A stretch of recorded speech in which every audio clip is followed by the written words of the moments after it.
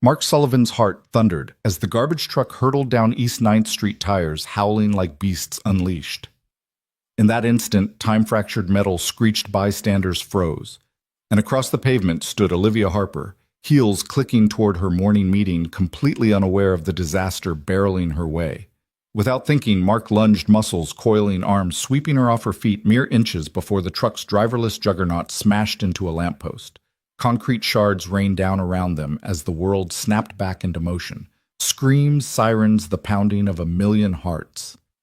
In a single breath, a struggling dad and a titan of industry collided on the pavement, a moment forever, immortalized on a viral video that would upend both their lives. Drop your city in the comments below and hit subscribe for more true-life stories of hope, grit, and unexpected heroism.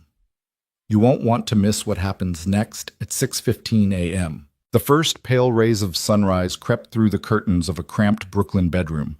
Mark Sullivan sat on the edge of the mattress, rubbing the sleep from his eyes as he gripped the canvas strap of his duffel bag.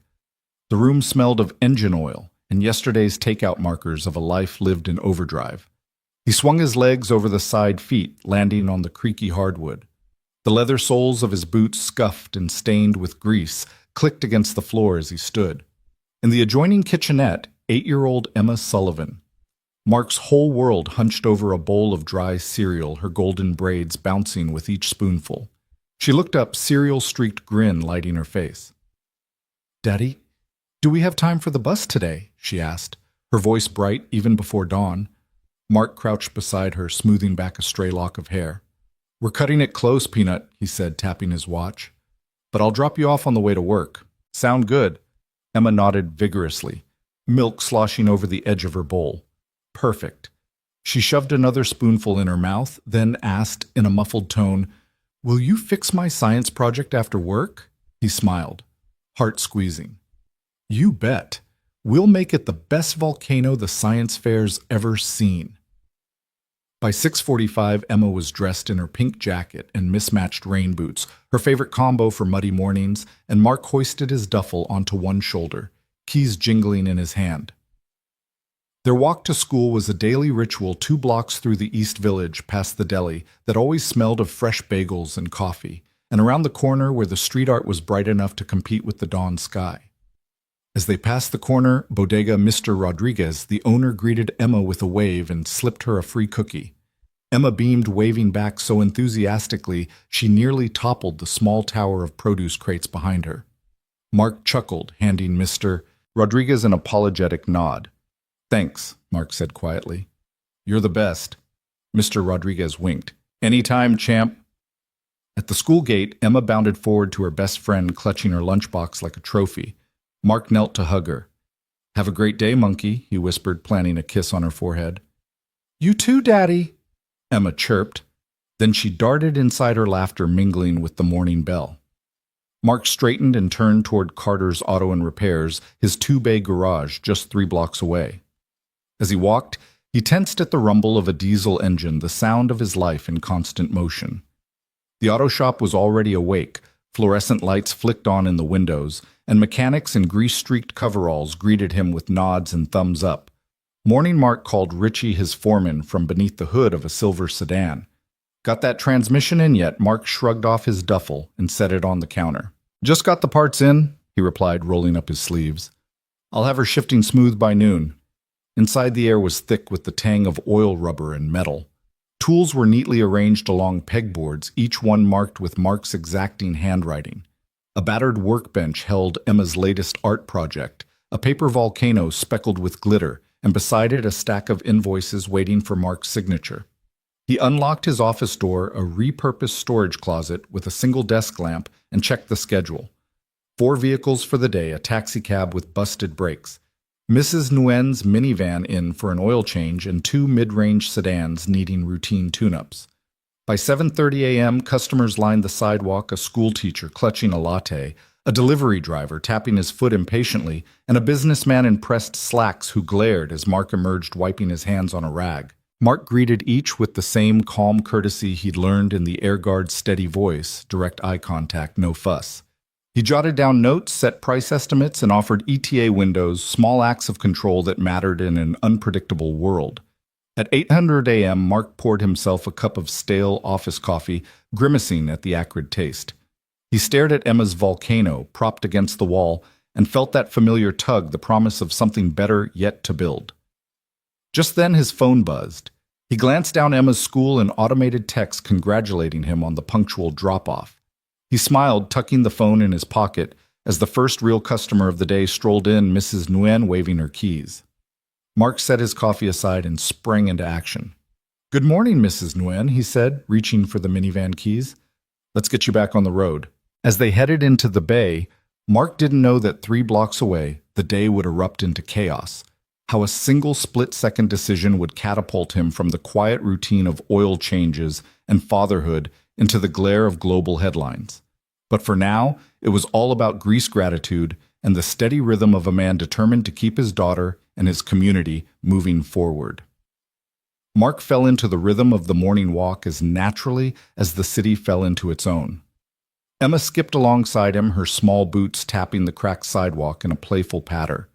They passed a corner vendor roasting chestnuts, the nutty steam spiraling into the cold air, and a line of early commuters muttering over steaming cups of coffee. The sun had just cleared the rooftops, painting the brick facades a dusty gold.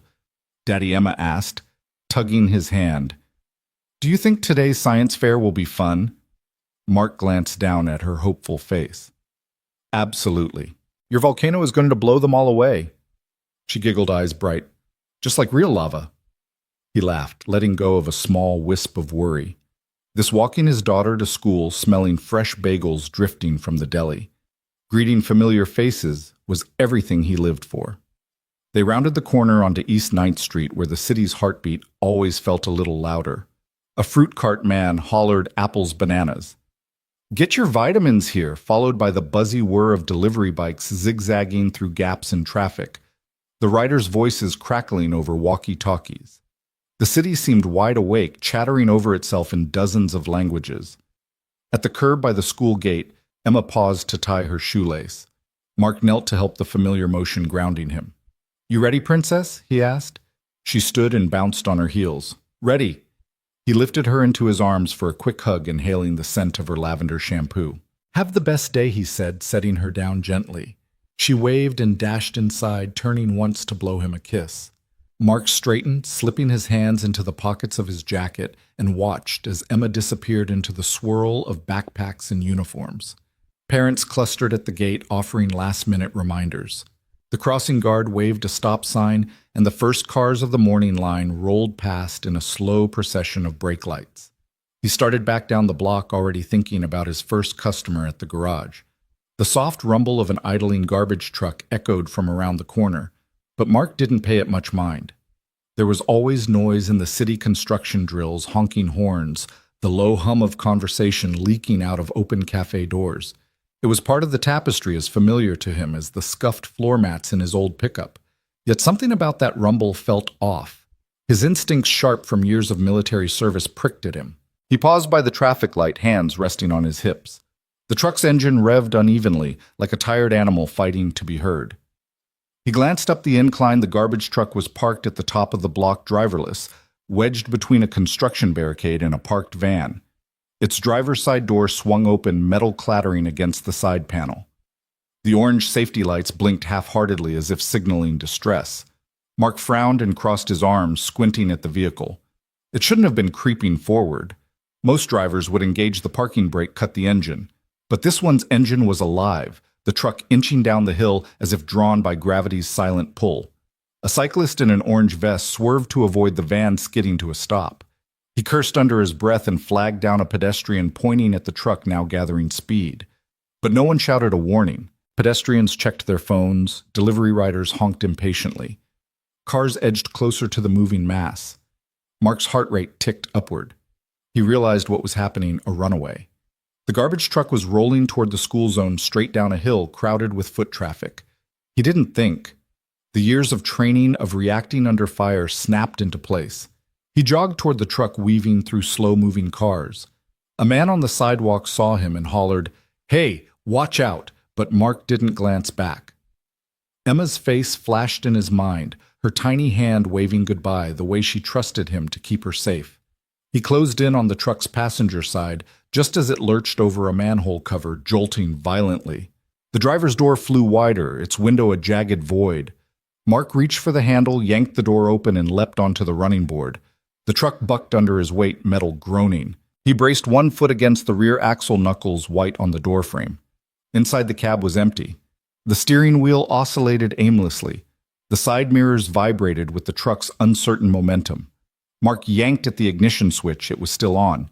He twisted the key, but the engine protested. There was no time for finesse. A screech of brakes echoed from cars behind. Horns blared. People finally looked up, eyes wide in panic. Mark scrambled through the open door, reaching for the wheel. He twisted it hard, hoping to angle the truck away from the crowded sidewalk. The tires gripped the asphalt, lurching the vehicle toward the center line. He shouted over the roar, even though no one could hear him. "Hold it! Hold it!" The truck yawed, scraping the side of a parked delivery van. Metal screeched, glass shattered, and the truck swung back toward the curb. Mark's arms strained against the wheel's stiffness. He threw his weight into it, pivoting the front end away from the school gate. By the time he forced the truck into a narrow alley, it had picked up too much speed to stop completely. The rear wheels clipped a chain-link fence. The fence buckled, the truck lurched into a stack of wooden pallets, which exploded in a cascade of splintered wood. Finally, with a jarring crash, the truck ground to a halt. Mark's lungs burned as he dragged himself from the cab, swaying with the residual motion. He heard the rush of feet on pavement, people rushing to see if he was hurt. Car horns blared triumphantly. Phones lifted, recording his silhouette against the twisted hulk. A woman in a white coat. Olivia Harper staggered into view, her heels scuffed, eyes locked on the truck's battered front. She looked smaller, fragile somehow, despite the power she must wield in boardrooms. Mark stepped forward and gently reached out, guiding her away from the wreckage. She turned to him, breathless, chest heaving. A single bead of sweat rolled down her temple, mingling with petrified relief. "Are you okay?" he asked, voice raw. Her eyes filled with tears. I think so. Thank you." He gave a quick nod, glancing back at the truck. "You should probably call someone." Her voice caught. You saved my life." A stranger's voice rose behind them. "That man's a hero." "Did you see that?" Mark waved a dismissive hand. "I'm just glad it stopped before anyone got hurt." Olivia grabbed his arm. "No," she said, urgency cutting through her shock. "You don't understand. You literally saved me from dying. I need to know who you are." He hesitated, then smiled weakly. "Name's Mark Sullivan. I fix engines, not egos." She looked at him like she'd never really seen him before, blue-collar jacket stained with grease, dark hair rumpled, eyes calm amid the storm. "Mark Sullivan," she repeated, committing it to memory. A small surge of gratitude boiled in him, relief too that Emma wouldn't grow up without a father. But the echo of tension still hummed in the air, a reminder that every calm had its cost. Mark glanced toward the school gate. Children were streaming out, clustering with parents. Emma's energetic wave cut through the crowd. Relief bloomed in his chest. He turned back to Olivia. "I should go," he said. "Got a little girl waiting." Her expression softened as she nodded. "Thank you," she said again, voice barely above a whisper. Mark stepped back, squeezing his shoulders loose, and made for the school. Heart still racing, the city's pulse settled once more into its normal cadence horns, and voices, footsteps, and laughter.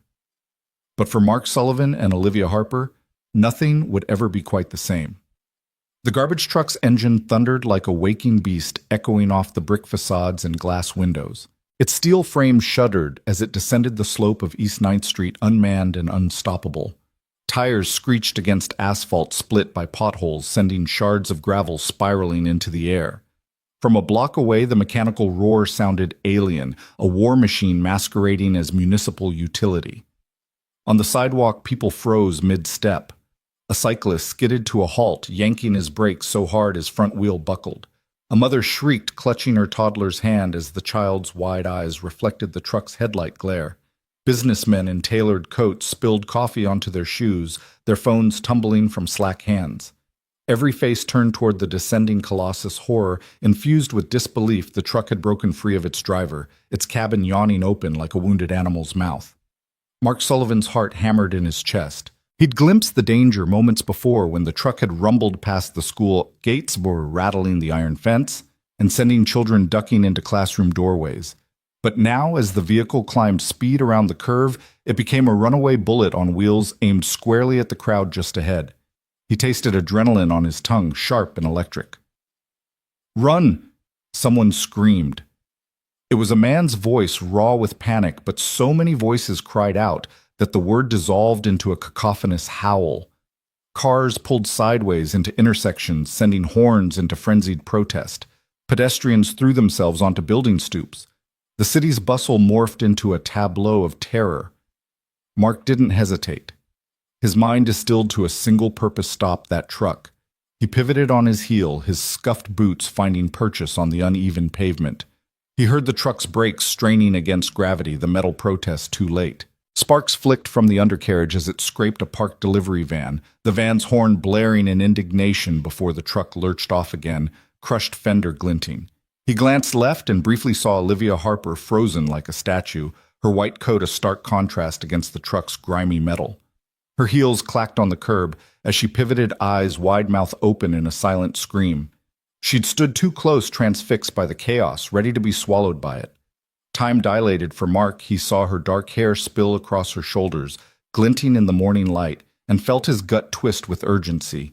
He surged forward, his arms pumped at his sides, driving him past skidding cyclists and terrified parents.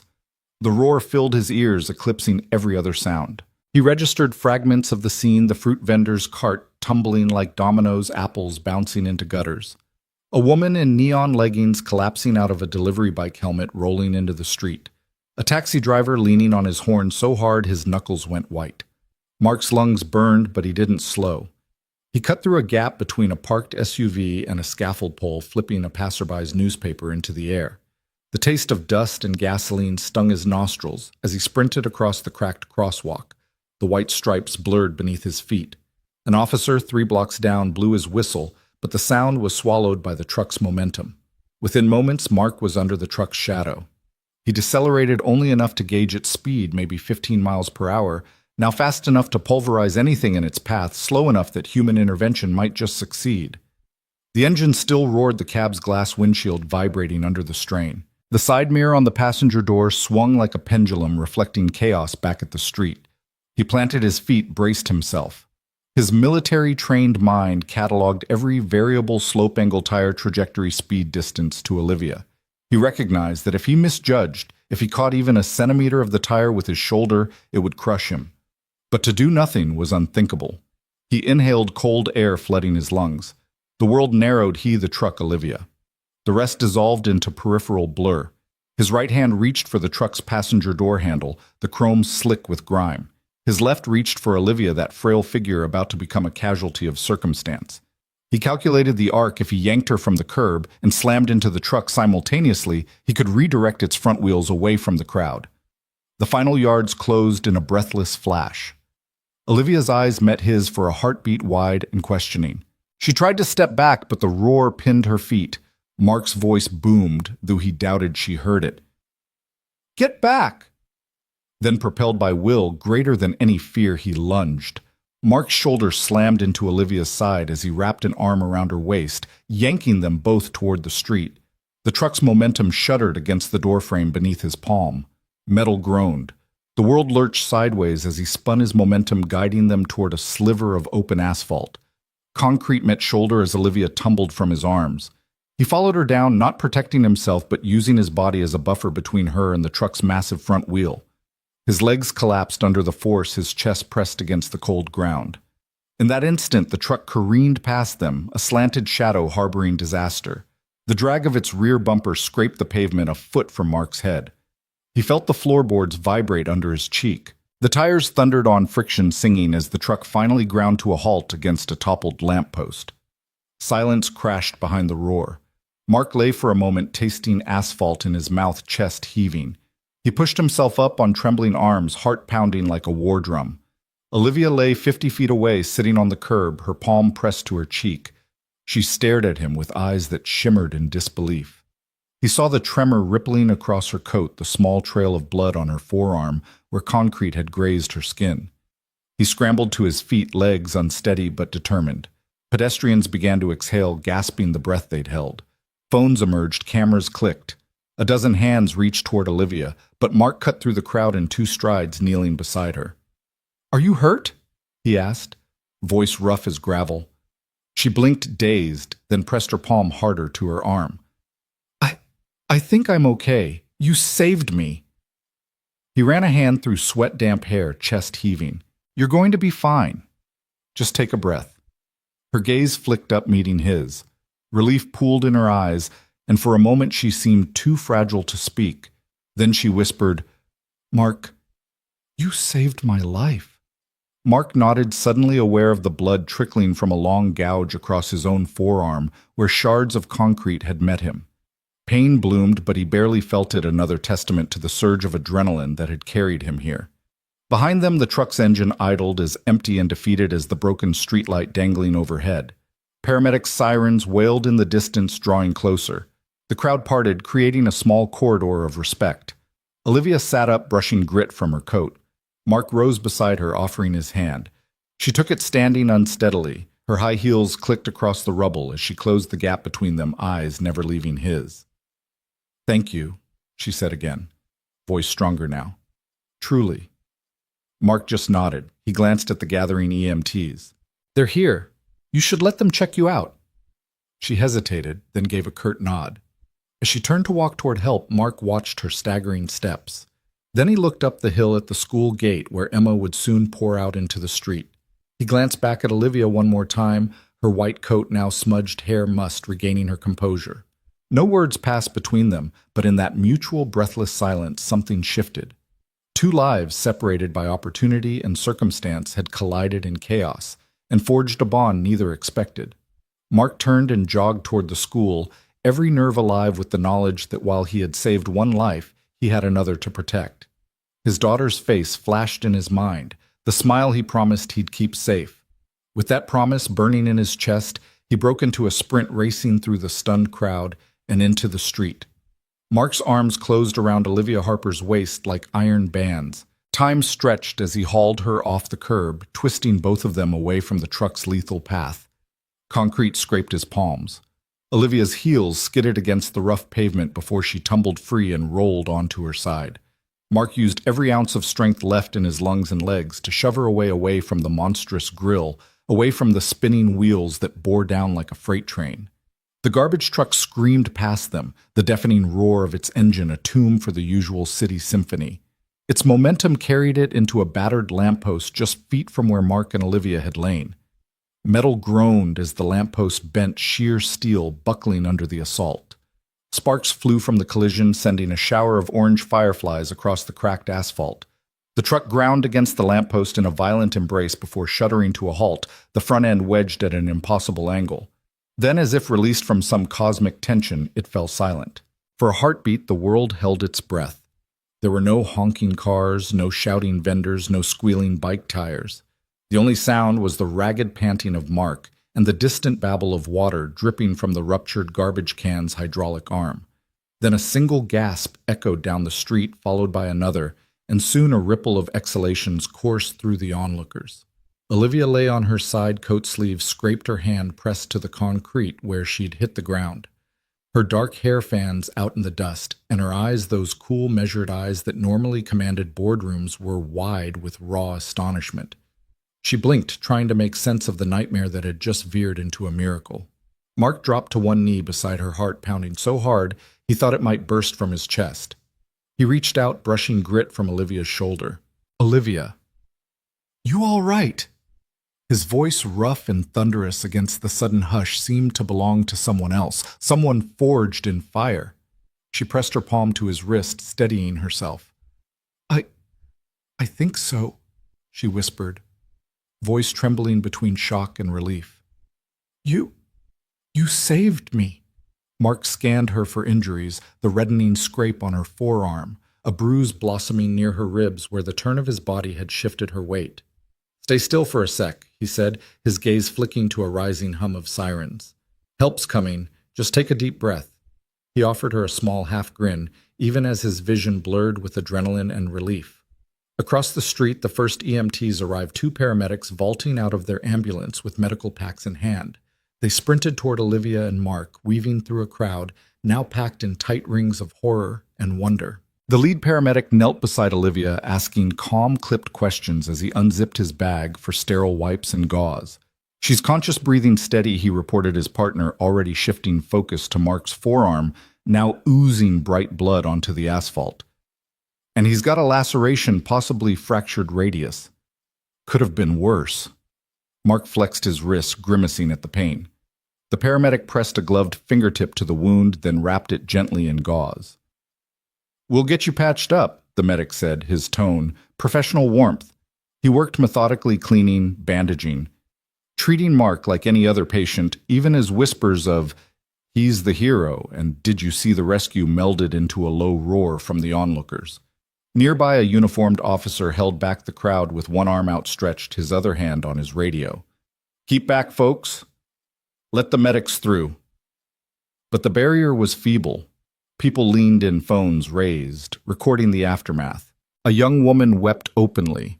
A businessman dabbed his brow jaw slack with gratitude. The city's pulse had returned, but it beat in staccato rhythm, awed by what had transpired. Olivia sat up slowly, guided by the paramedic's steady hand. She touched Mark's shoulder, fingers trembling. "Mark, I can't thank you enough," she said, voice thick. Her accent carried the clear notes of privilege and polish, but in that moment it cracked soft and human. He shook his head, wincing as his arm protested. "Just lucky I was there," he said. "You know how that goes." He offered a grin that didn't quite reach his eyes that had seen the worst and now the best of the city in a single breath.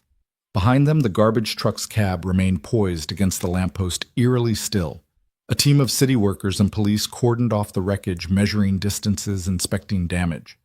Under the flashing red and white of emergency lights, the lamppost looked like a fallen sentinel. A soft murmur rose as EMTs helped Mark to his feet, guiding him to the ambulance steps. He offered Olivia his uninjured hand, and she took it, steadying herself. "You should ride with me," she insisted, voice firmer now. "At least let me see you're okay."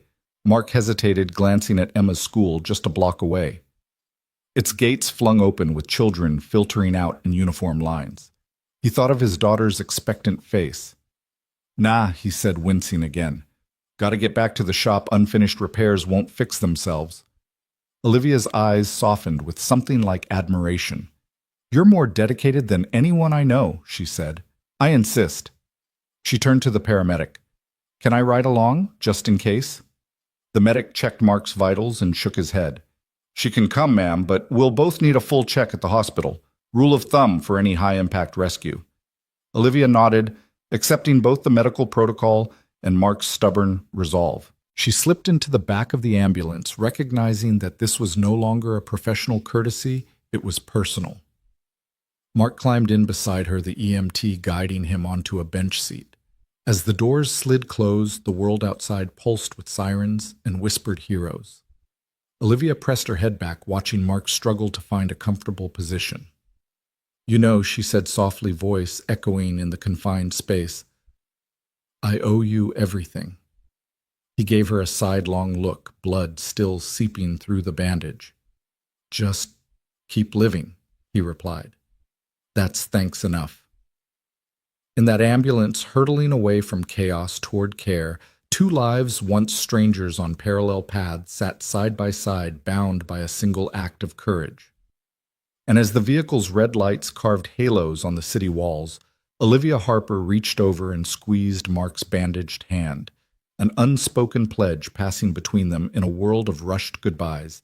Theirs would be a connection neither would ever forget.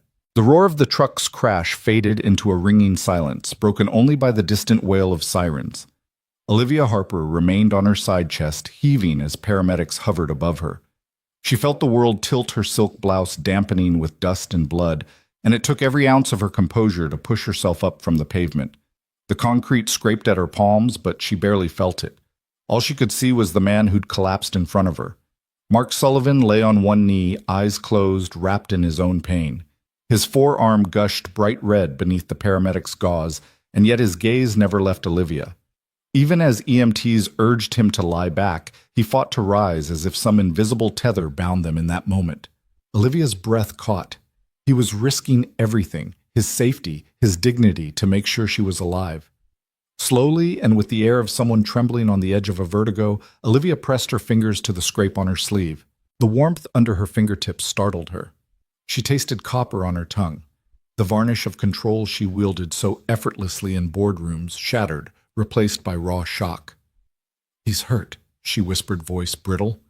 A paramedic knelt beside her, pulling her gently away from the wreckage.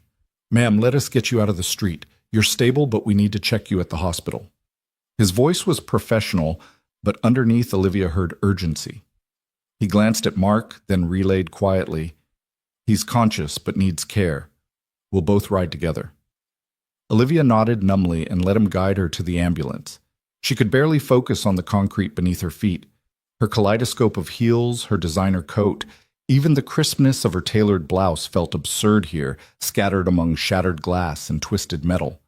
Behind her shouts of hero, and wasn't that the CEO, swirled through the crowd. Mark rose unsteadily to his feet, propped by his paramedic. Emma Sullivan. Mark's 7-year-old daughter burst through the gathering crowd in a school uniform too big for her frame. Her ponytail bobbed as she ran, face-pale eyes wide with a child's unfiltered panic. "Daddy?" she cried, slipping through the perimeter of bystanders and kneeling beside him before an EMT could intervene. "Daddy, are you okay?" The paramedic's hand on Emma's shoulder guided her back a little, but Mark gently took his daughter's hand and squeezed it with trembling fingers. "I'm fine, sweetheart," he managed, voice thick. Emma's small hand looked impossibly fragile, clasped in his. "I just wanted to make sure someone kept you safe." All at once, Olivia Harper saw the knot of family that Mark fought to protect. She realized this blue-collar stranger, the man who rarely asked her name, risked his life not to save a CEO, but to save another parent's child, another family's world. Tears stung her eyes. She pressed a knuckle to her cheek, dabbing at the moisture she refused to show. No billionaire rescue doctor could replicate this moment.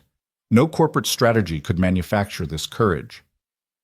The paramedic ushered her onto a stretcher, and as she lay back, Olivia's gaze locked on Mark's profile, strong jaw dusted with stubble. Calloused hands wrapped around Emma's, eyes feral with disbelief and relief. She tested the strength behind her own panting breath. "Wait," she rasped to the medic. He paused mid-strap. "Sir," she called out to Mark, voice cracking. "Sir, thank you." Mark looked up at her, confusion wrinkling his brow. Around them, the city's pulse resumed. A phone camera clicked, tires screeched a distant honk of a car horn. Yet in the ambulance's shifting light, time had paused for these three souls. Emma leaned close, voice small. "Daddy, can we ride with her?" "She helped you." The paramedic exchanged a glance with his partner and nodded. "We'll get you both settled," he said. "Let's keep you close." "Okay?" Mark guided Emma up the stretcher ramp as the paramedic tucked Olivia's IV into place. Emma crawled in beside her father, curling into his side, clutching his good hand. Olivia felt the tremor in both of them, father and child, more real than any boardroom speech she'd ever given. The ambulance doors slid shut, muffling the crowd's gasps. In the compartment's cramped quarters, Olivia watched Mark's daughter stroke his hair, humming a lullaby she must have learned at bedtime. If she hadn't been in a billionaire's shoes, Olivia would have envied that bond. "Olivia Harper," she managed, voice soft. "I'm Olivia Harper." Mark looked up, confusion melting into recognition. "I'm Mark Sullivan," he replied, tone rough with awe. "And this is Emma."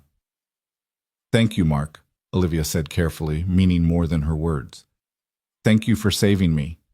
He swallowed, nodding once. The paramedic checked his blood pressure, then Olivia's, and murmured, "All right, you two are stable.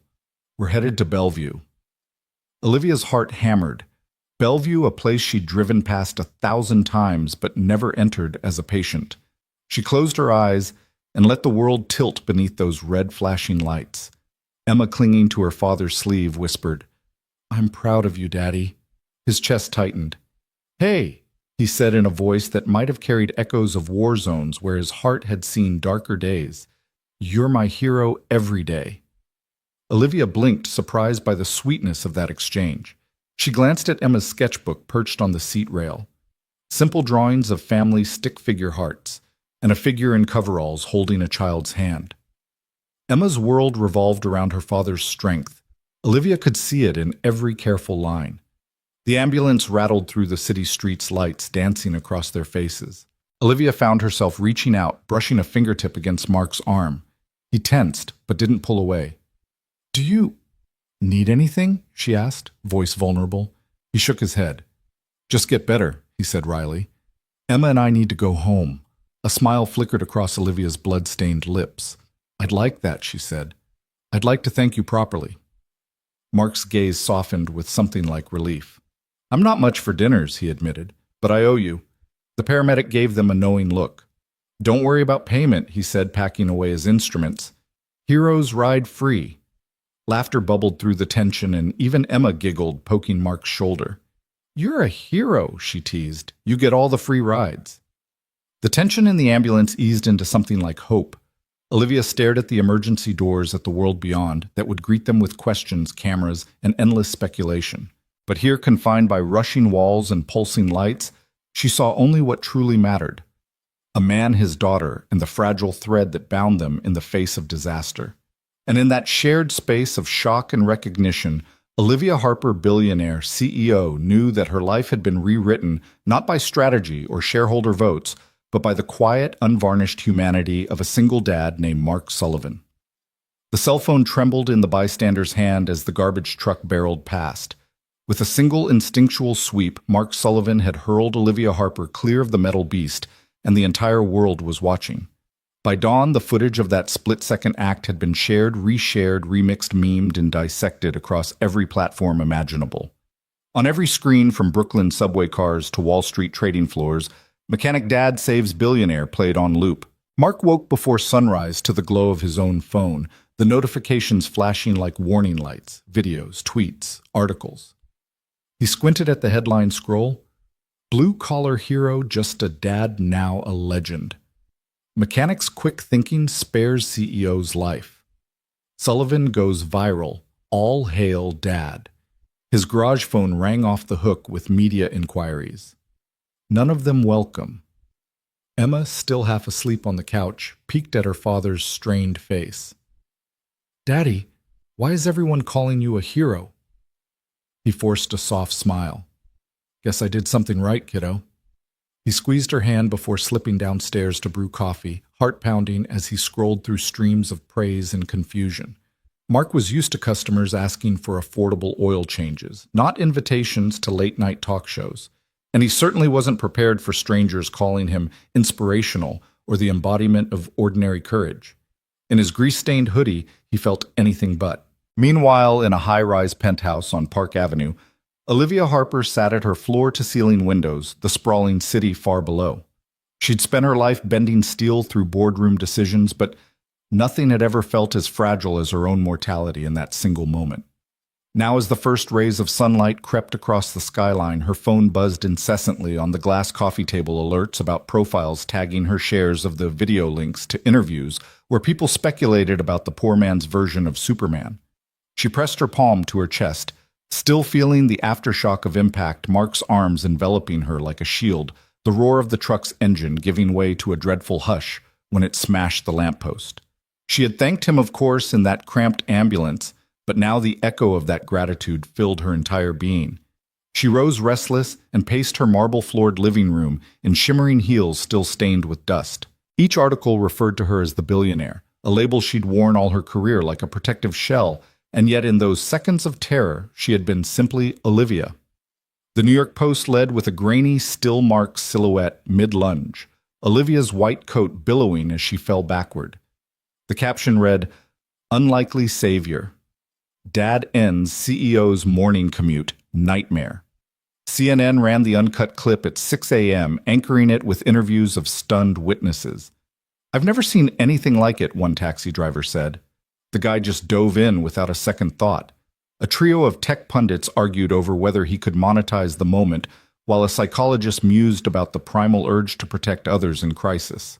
Olivia sank into her soft velvet sofa phone in hand and watched the 23-second snippet again. In slow motion, she saw herself turn at the sound of people screaming, then Mark's face etched with fierce concentration, eyes locked on her every muscle poised to save. Her breath hitched. Those eyes had steadied her, anchored her when the world threatened to fling her into oblivion. She flipped her phone closed, but the memory refused to fade. The urgency of his grip on her arm, the way he'd helped her to her feet, half-dazed legs shaking under her. The incongruity of a well-heeled CEO cradled in the embrace of a hoodie-clad mechanic. She could almost feel his heartbeat beneath her ear. In the corner of the room, her assistant's iPad pinged with another headline. Harper Media Foundation announces medical trust for Mr. Sullivan. Olivia frowned. She hadn't spoken to her board about any such gesture, certainly not before she'd reaffirmed whether he even wanted their help. She tapped out a quick email. Pause all philanthropic mentions. Contact Mark Sullivan's garage personally. Her heart hammered as she hit send. For all her wealth and power, she felt helpless to reach him. To tell him that beyond the headlines, beyond the dizzying rush of viral fame, she was in his debt in the most human way possible. She paced the length of the room, steely resolve settling around her like a trench coat. Back in Brooklyn, Mark parked his truck outside his garage and surveyed the rows of rusted sedans and ancient pickups. He'd taped up his injured arm and patched Emma's scraped knee before closing the doors behind them. Neighbors waved, strangers nodded the world now, watching him as though he'd performed some grand gesture of cinematic heroism. But in the quiet of his own block, he was still just Mark Sullivan. Father mechanic. Reluctant celebrity. He lingered at the toolbox, running his fingers over worn sockets when his phone buzzed again. A message from an unknown number. I'd like to speak with you. OH. He stared at those initials, recognition blooming in his chest. Olivia Harper, CEO. Billionaire saved. The same woman whose life he'd shielded with his own body. Emma peeked around the doorframe. Can I watch the video one more time? She asked. He shook his head gently. Maybe later, kiddo. Let's get inside. He handed her a drawing she'd sketched that morning. 2 stick figures, one tall man in overalls, one small girl in pigtails, standing beside a huge cartoonish truck. Underneath in Emma's careful script, "My daddy saves people." Mark folded it and slipped it into his pocket. That night he didn't sleep. His mind rewound that morning over and over. He'd acted on instinct, yes, but instinct born of decades of discipline, of having lived through moments when hesitation killed men on distant runways. He knew that in 2 heartbeats he'd make the difference between life and death. The same could not be said of his own future. At 9 p.m. his phone rang. He recognized the number, Olivia's office. He silenced the ringer and let it go to voicemail. A soft tone, then her steady voice. Mr. Sullivan. This is Olivia Harper. I owe you more than my life. Please, call me at this number when you can. Thank you. Mark sat up. Emma stirred in the next room. He exhaled, then dialed. Miss Harper, it's Mark. Thank you for calling, she said, voice low but unwavering. I want to make sure you and Emma are okay, and apologize for how this has blown up. You don't owe me anything, but I'd like to offer some help if you'll let me. He closed his eyes. I appreciate that, he said slowly. But I don't need charity. I'm not asking to give you charity, she replied, and he heard the gentle click of her closing a door. I'd like to meet you in person. No cameras, no press. Just a thank you dinner, my treat. He leaned back in his chair, the weight of the world suddenly feeling a little lighter. All right, he said after a moment, but nothing fancy. My favorite diner on East 9th. Diner it is, she agreed. Tomorrow at 6. Please be there. He hung up, stared at the phone, and realized something, that his life had changed irrevocably, but for the first time in a long time he felt hopeful.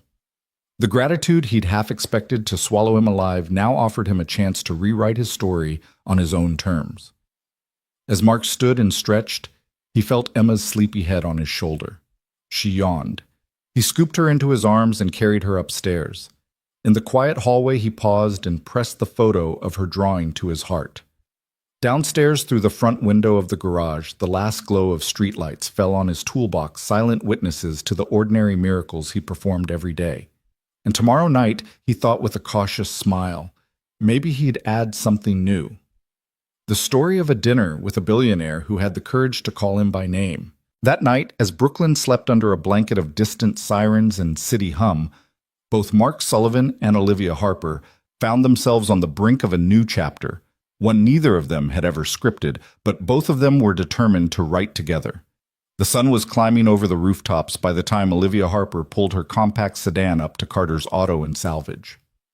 The neon open sign flickered in the dusty window, the garage door half rolled, revealing the cavernous space beyond engines piled on pallets, tool carts, parked like battle wagons, and the tang of motor oil hanging in the air. She hesitated at the threshold, smoothing the edges of her trench coat, willing herself to step into a world that looked nothing like the chrome and glass platforms she commanded. Inside, Mark Sullivan was bent over the open hood of an old Ford pickup, his dark hair tousled, sleeves rolled to the elbow, forearms streaked with grease. He didn't look up when the door chimed, but the sharp click of her heels on concrete echoed through the shop, and he straightened with a slow swivel. "Ms. Harper," he said, voice rough around the edges, but there was no mistaking the surprise in his tone. He wiped a hand on a rag and extended it. "I didn't expect you'd actually come." "Call me Olivia," she replied, stepping further inside.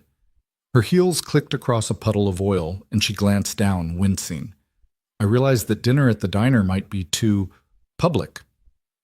He nodded toward the picnic table she'd arranged under flickering fluorescent tubes yesterday, still folded by the back wall. "Makes sense." She tucked her purse under her arm and surveyed the space. A battered workbench, a pegboard of tools in neat rows, a whiteboard scrawled with engine schematics, and half-erased troubleshooting notes. None of it felt staged. It was the real thing. "I wanted to find you here," she said, voice catching on the word. Wanted, not demanded, not assumed. "I needed to see where you work." Mark's dark eyes flickered with something unreadable. "Most people don't." He gestured at the pickup. "This one's got a leaky fuel line and a bulky distributor. Emma calls it her trusty old friend." He glanced toward the office door where Emma's laughter sank in through the glass. "She's around back." "Can I meet her?" Olivia asked, surprising them both and herself. He hesitated, then nodded. "She'll be happy to see you."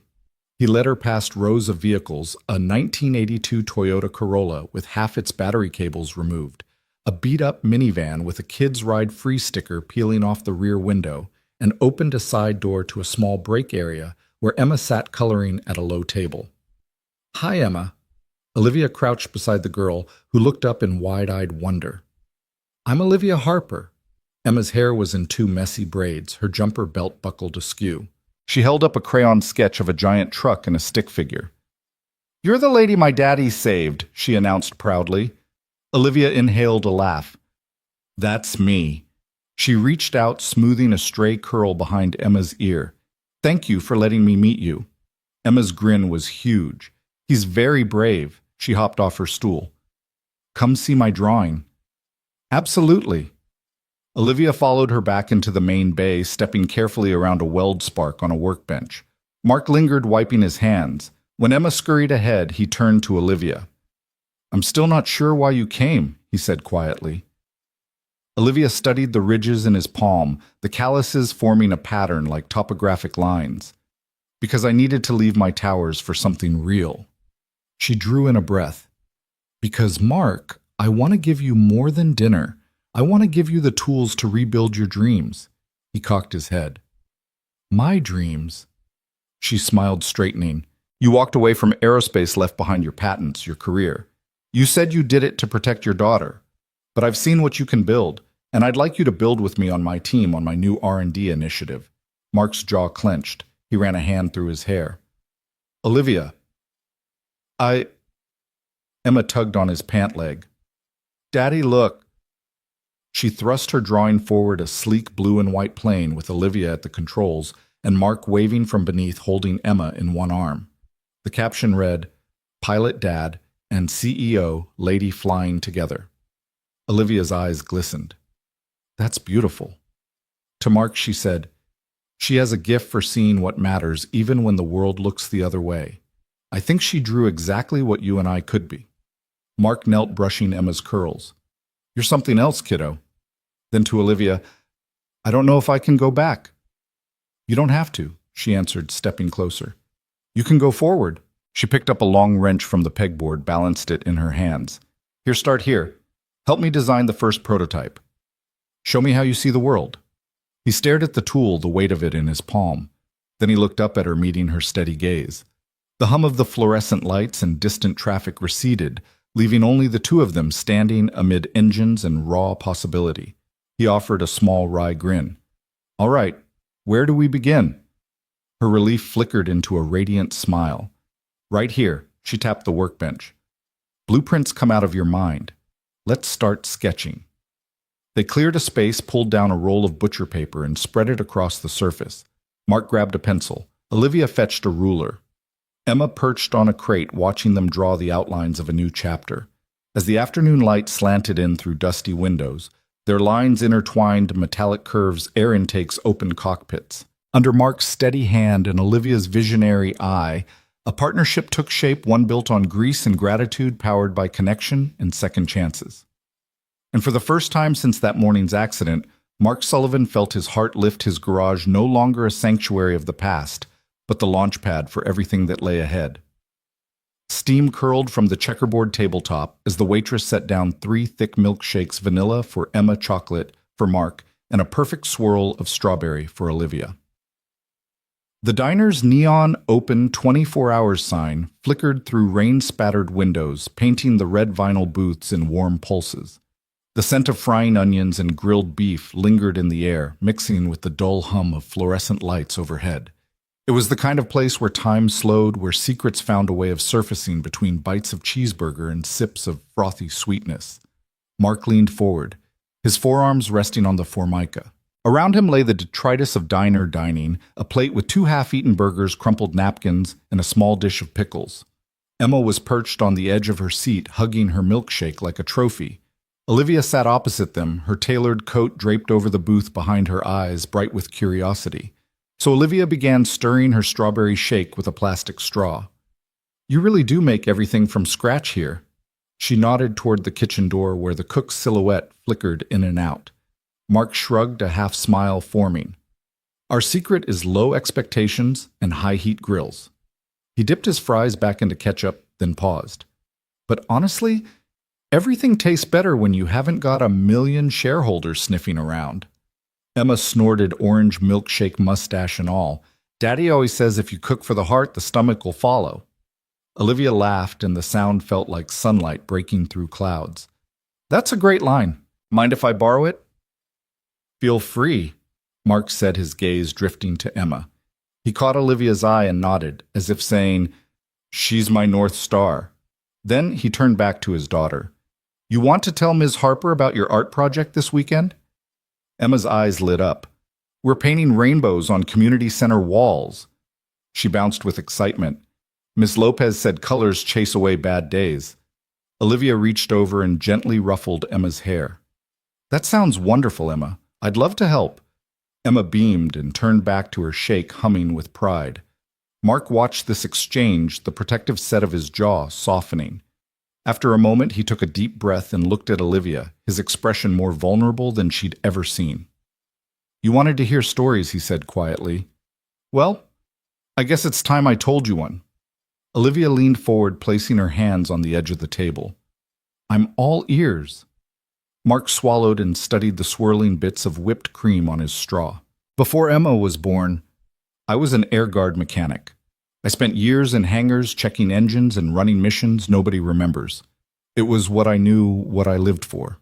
He paused. Then my wife Sarah, she got sick. We thought it was a minor surgery, but the hospital machines misread her scans as routine.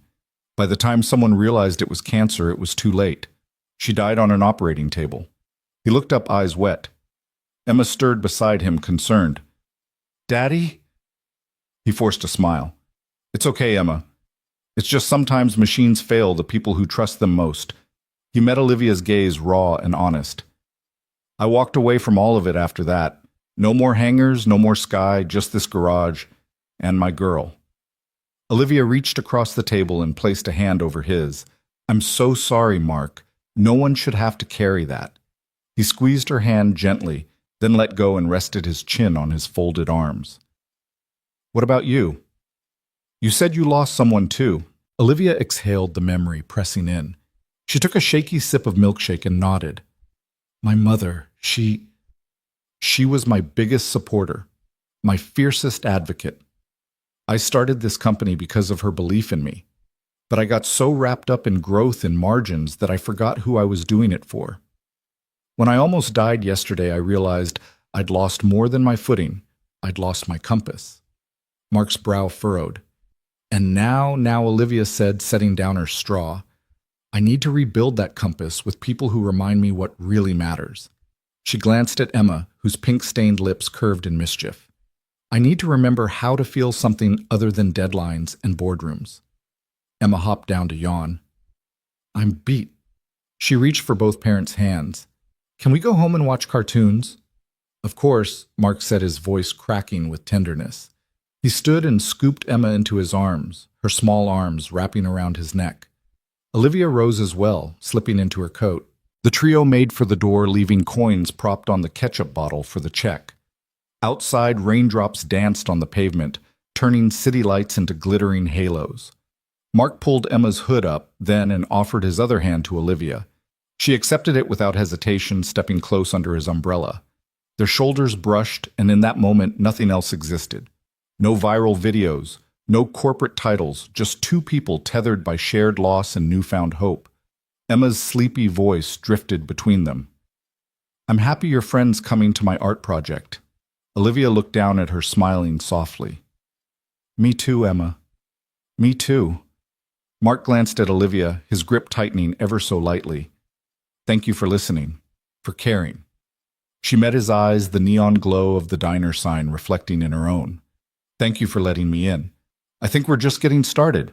And as they walked into the night, father-daughter and CEO turned friend, there was a sense that in this small act of shared confessions over diner burgers and milkshakes, they had forged a bond strong enough to power whatever came next. The neon buzz of the diner sign hummed overhead as Mark polished off the last of his fries, the checkered tabletop now littered with napkins and half-empty milkshake glasses. Outside, the rain had eased to a steady drizzle, soft enough to be forgotten, but persistent enough to remind them that the world beyond this booth still paused on the edge of chaos.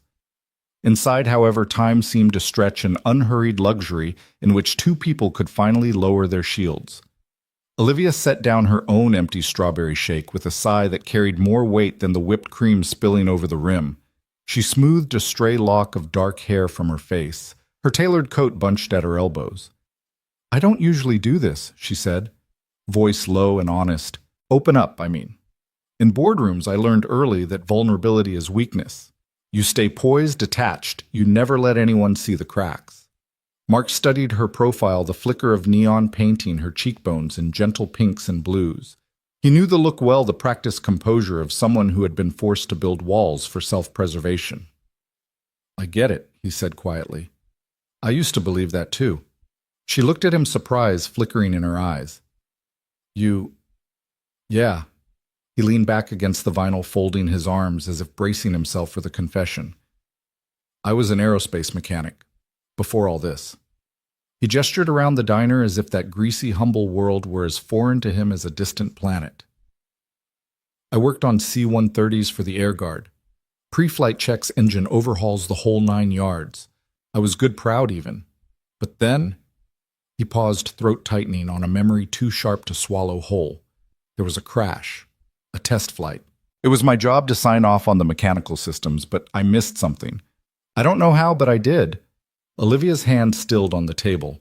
The diner's hum receded as she leaned in, curiosity and concern warring in her gaze. Tell me, she urged softly. He closed his eyes, exhaling slowly. It was a new model, lighter, faster.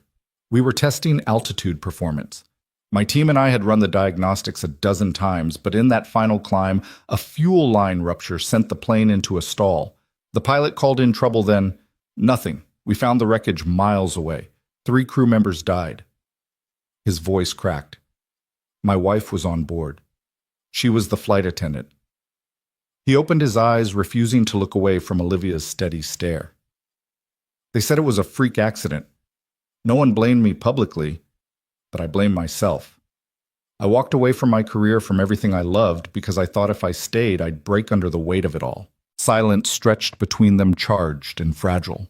Outside, a honk punctuated the drizzle, but in their booth, the only sound was Mark's steadying breath. Olivia reached out, placing a hand over his forearm. Her touch was light, but it felt like an anchor in the tempest of his guilt. "I'm so sorry," she whispered. "I can't imagine what that was like." He nodded, eyes distant. It was easier to be broken than to keep pretending I wasn't. Then Emma came along. He turned his head to glance at his daughter, sleeping in the back seat of the booth's adjacent car seat, an abandoned prop after dinner. Emma's cheek rested against the plush toy she refused to leave behind. "I had to do something, so I built this garage instead. I figured if I couldn't fix lives, I could fix machines. It gave me a reason to get up in the morning." Olivia swallowed hard, her own defenses slipping away. She took a shaky breath. "My story's not as dramatic, but I lost someone too." She straightened as though gathering steel for the next admission. "My mother died of a rare heart condition when I was in college. She was my mentor, my champion, the reason I even applied to business school. After that, I threw myself into work acquisitions, mergers, scaling companies. I told myself that climbing the corporate ladder would fill the void she left." She laughed, a soft, hollow sound. "Turns out you can't replace a mother with stock options." Mark's gaze softened. "It takes a strong person to build empires. But it also takes one to admit it's not everything." Olivia's shoulders slumped with relief. "I used to think power meant control. But yesterday when I saw you throw yourself in front of that truck, that was control in its purest form. You trusted your instincts, your skill, and that you'd be willing to die for a stranger. That to me is the definition of true strength." Mark's throat bobbed as he swallowed, emotion pooling in his eyes. "I didn't think of you as a billionaire. I just saw a person in danger. No boardroom, no titles, just a life that mattered." He glanced down at the dry ketchup stain on his work-worn jeans. In that moment, none of the rest of it mattered. Olivia reached out and tucked a tendril of hair behind her ear. "And yet, so much else matters." She paused, her fingertips brushing his knuckles. "We both built walls, me around my heart, you around your talent. But here in this booth, they've come down. I've never trusted someone so quickly." Mark's lips quirked into a small, vulnerable smile. "Same here." Emma stirred, blinking awake and rubbing her eyes. She sat up, a yawn catching in her throat. "Did I miss something?" Olivia reached across the table and ruffled Emma's hair. "You're just in time for dessert." She slid a napkin toward the girl. Emma beamed, undeterred by the gravity of the conversation she'd interrupted. Mark chuckled, watching Olivia's hand linger on the napkin next to Emma's. "Thank you for listening, for caring." Olivia's eyes glistened.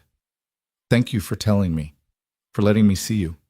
Their gazes locked, and for a moment the diner's neon glow felt sacred, a witness to two souls who had shed their defenses and found in shared vulnerability an unexpected kinship. Emma clapped her hands, breaking the spell. "Can we get pancakes?" Mark laughed. "Pancakes coming right up." Olivia folded her coat around her and rose. "Don't let me keep you. I'll order at the counter." She offered Mark a nod that carried gratitude and hope. Mark stood, sweeping Emma into his arms. "Stay," he said softly, voice thick with feeling. "I'm not ready for this conversation to end." Olivia paused, then stepped back into the booth's glow. "Neither am I." She slid onto the seat beside them, and in that simple act joining father and daughter, she erased the boundary between two worlds. The waitress returned, pen poised over the check. Olivia smiled, ordering 3 stacks of pancakes, butter melting on top, and extra berries for good measure. Outside, the rain lightened into a mist, but inside, 3 people tucked into comfort food felt warm enough to weather any storm. As Mark and Olivia traded playful glances across the table, and Emma dug into her blueberries, the diner's buzz resumed.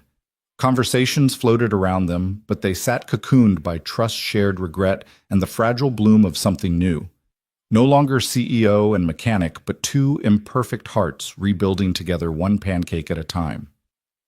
That evening, the city light shimmered against the wet pavement as Mark Sullivan locked the garage door behind him. Emma, clutching her beloved sketchbook, tugged gently at his sleeve. Daddy, she murmured, are we going to see her again? Mark paused beneath the flickering street lamp, the steam from a nearby vent curling around their feet. He looked down at his daughter's hopeful eyes and managed a small smile. I think we will, he said, though in his heart he wasn't entirely certain. They walked the few blocks to Olivia Harper's sleek black sedan. The car's door swung open before Mark could reach for it. Olivia herself stood waiting, her usual executive poise softened by genuine warmth. Emma hopped in, tossing Mark a bright grin, and slid into the back seat. Mark settled beside Emma, wincing slightly as the leather stretched against his grease-stained jeans. Olivia slipped behind the wheel, the hum of the engine a steady undercurrent to her thoughtful silence. Finally she spoke. Mark, I owe you more than I can ever express. She began, her voice low enough that only he could hear.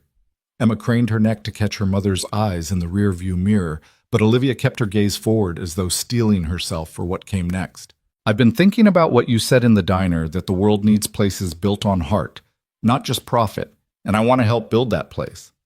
Mark swallowed against the lump in his throat. He hadn't forgiven himself for the Vega 7 accident, hadn't even dared imagine a path back into engineering, let alone a place in the corporate world. Olivia continued, turning onto the avenue that led to her headquarters' gleaming towers. I'm launching a new division at Harper Innovations. It's dedicated to ethical technology, sustainable propulsion, transparent AI protocols, safety-first design. Essentially, it's everything I wish I'd built years ago. I want you to lead it.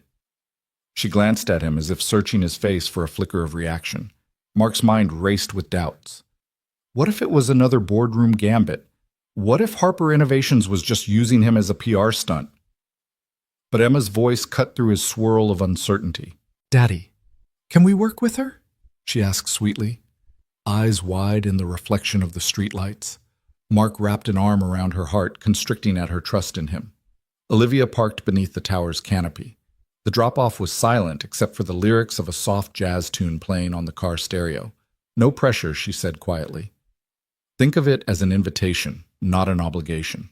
She cut the engine, and the sudden hush felt cavernous. Mark stared at the dashboard, at the mirrored reflection of a man he hardly recognized anymore, scarred, hesitant, but perhaps ready. He cleared his throat. I don't know if I can go back, he admitted, voice rough. I walked away once because I thought I'd never forgive myself. I don't want to step into a world that nearly destroyed me. Olivia nodded, stepping out of the car. Emma followed suit, taking Olivia's hand and bouncing on her toes. Mr. Sullivan. Please, Emma chirped. You said you'd show me rockets. Mark looked down at Emma, his resolve softening at her eager face. Olivia reached into her coat pocket and pulled out a slim tablet.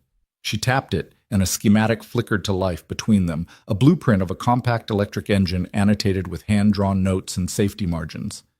This is our first project, she said, holding it out to Mark. It's obviously still rough, but this concept could revolutionize short-haul flight. I want you to refine it, perfect it, and lead the team that brings it to life. Mark took the tablet, fingers brushing against hers. The neon glow from the tower above lit the blueprint in spectral blues and greens. He studied the lines, traced a fuel cell node, felt his old engineer's mind waking from a long slumber.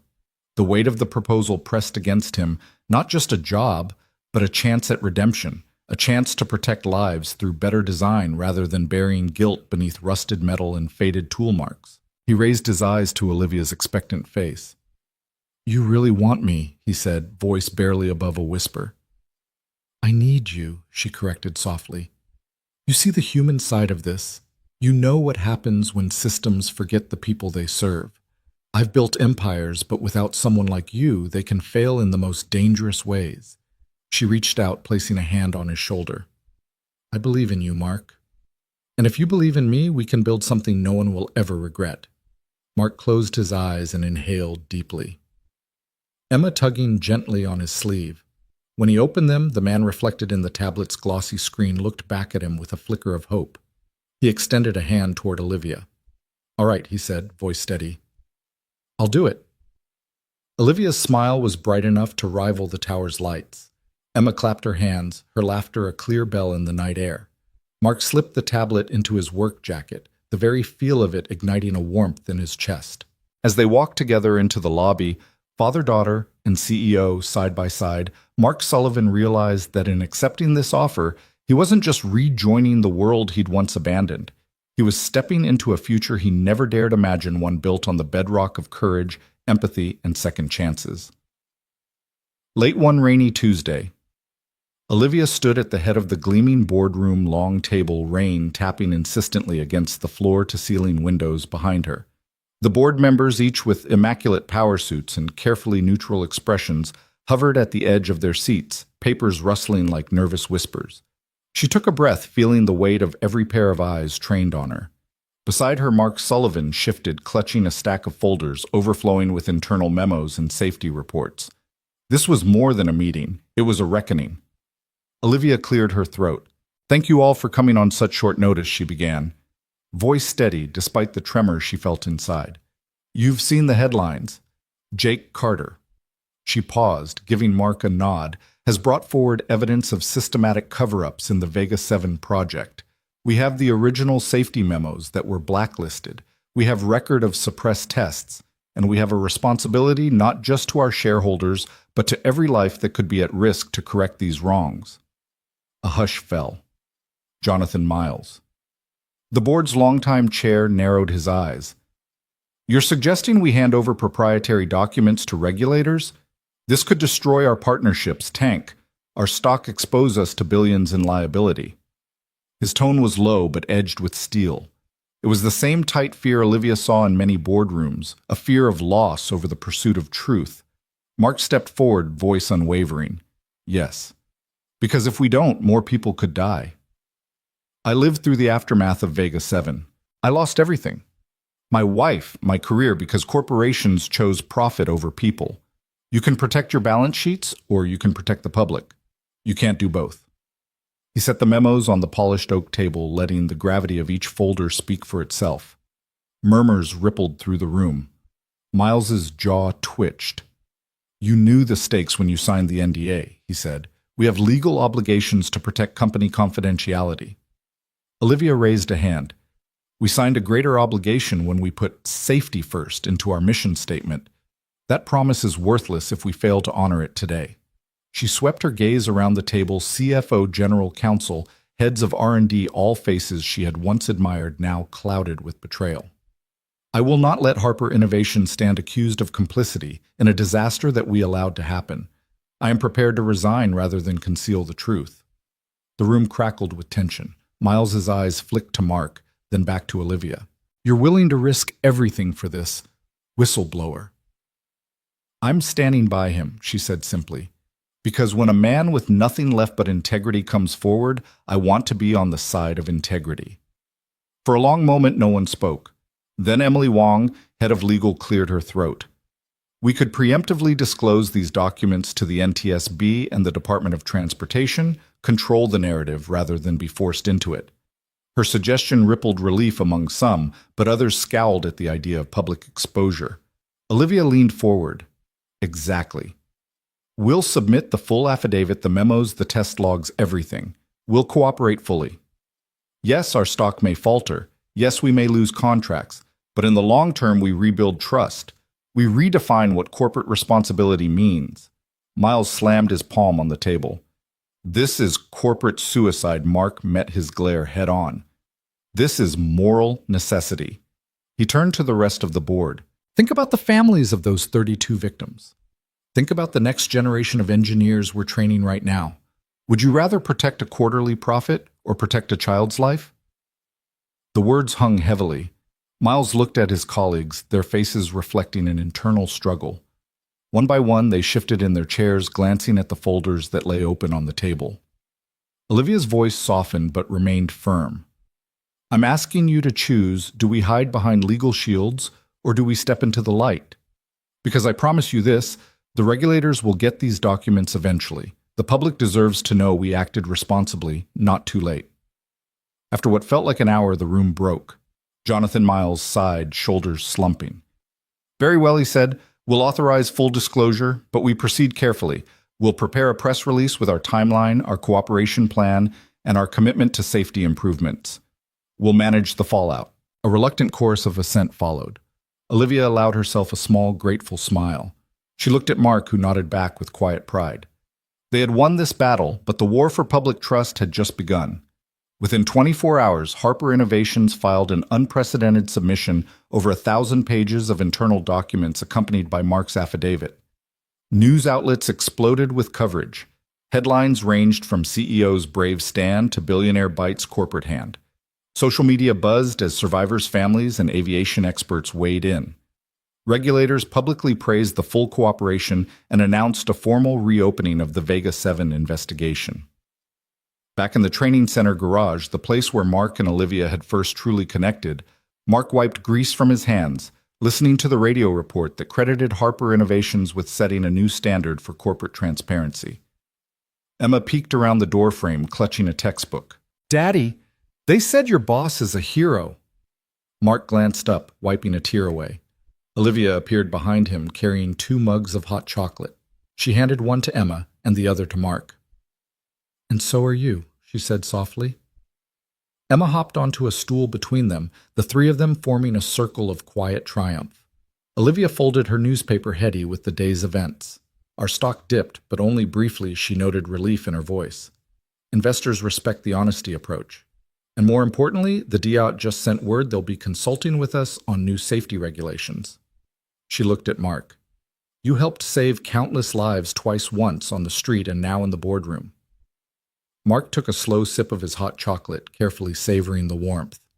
"I couldn't have done any of it without you," he said. "You gave me a chance to be heard." Olivia smiled, her hand finding his across the workbench. "We gave each other that chance." Emma giggled, pointing at the grease on Mark's cheek.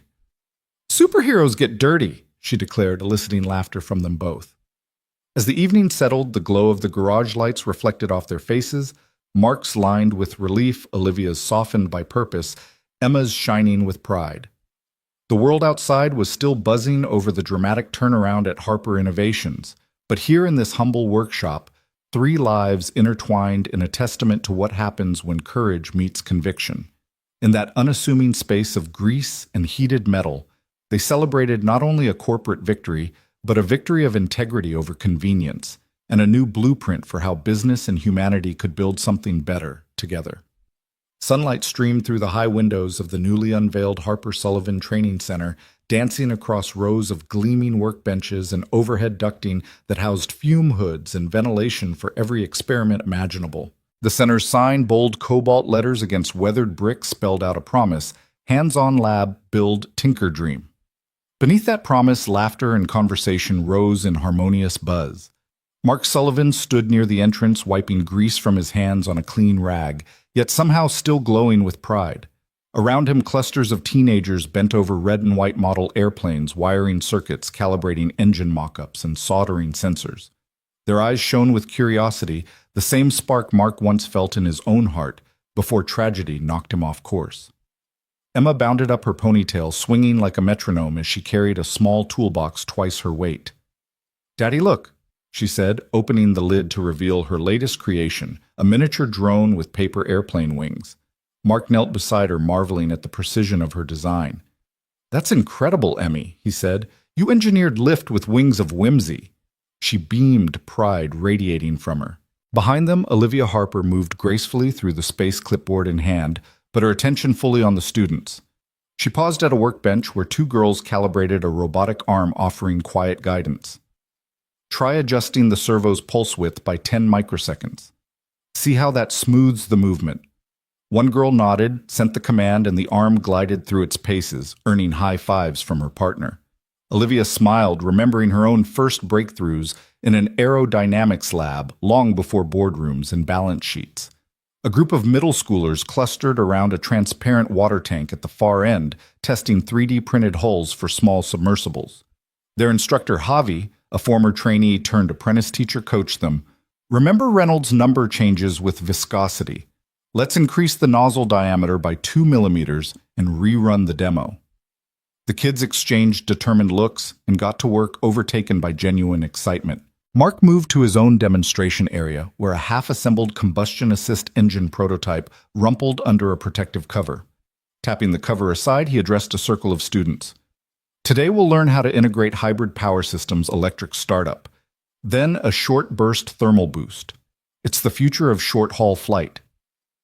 He glanced at Olivia, who gave an encouraging nod. In that glance was the unspoken acknowledgement they had built this together from the wreckage of past failures to this living testament to possibility. Emma tugged on her father's sleeve. "Can I show them my drone?" Mark smiled. "Lead the way, chief engineer." Emma marched over to a workbench where a group of younger kids watched in awe. With practiced confidence, she plugged her drone's battery into the test station, tapped a touchscreen, and the little aircraft lifted on invisible currents, hovering steadily. "We optimized the wing's angle of attack for maximum lift, with minimal power," she announced. The children erupted in applause. Some took feverish notes. Emma's cheeks flushed with delight. Olivia joined them. "You're an amazing teacher," she told Emma, who shrugged shyly. "I learned from the best," Emma said, glancing between her parents. Mark wrapped an arm around his daughter. "And you learned from a great CEO," he whispered to Olivia, who returned his smile with a warmth that transcended words. A sudden cheer rose from the courtyard beyond the main hall, drawing their attention to the glass exterior doors. Outside, under fluttering paper airplanes hung from cables like kites caught in time, a crowd had gathered for the center's first community open day. Local families, elected officials, and press members milled around sampling interactive stations, a wind tunnel where visitors could test their own paper planes. A Design Your Dream booth, where children sketched inventions on digital tablets, and a virtual reality flight simulator that put users in a 360-degree cockpit view. Olivia walked out into the sunlit courtyard, Mark following with Emma in tow. She raised a hand and the murmurs quieted. "Welcome, everyone," she began, her voice carrying easily over the plaza. 1 year ago, this space was just a rusty warehouse. Today, it's a home for hope and hands-on learning. We believe that talent exists in every corner of our city, regardless of zip code or background. Here we break down the barriers to innovation. She gestured at the activity around them. Under these very rafters, we launch dreams into motion, just like those paper airplanes above you. Let's keep them flying.